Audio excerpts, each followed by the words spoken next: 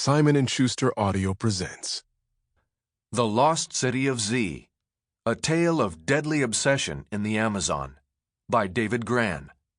Read for you by Mark Deakins.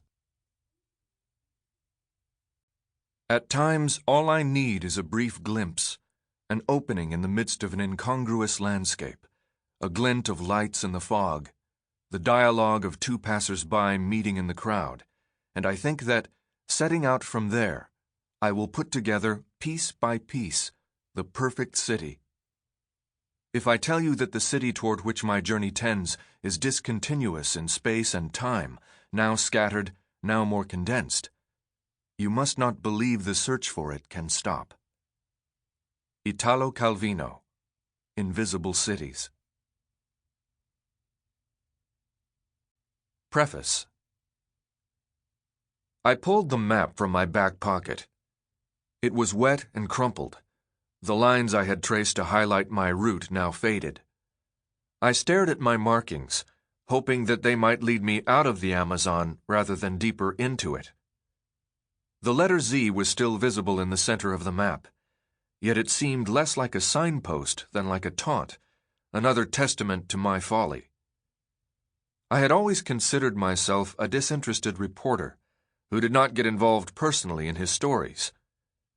While others often seemed to succumb to their mad dreams and obsessions, I tried to be the invisible witness.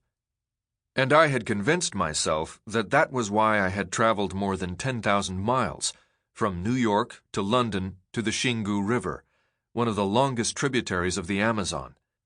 Why I had spent months poring over hundreds of pages of Victorian diaries and letters, and why I had left behind my wife and one-year-old son and taken out an extra insurance policy on my life.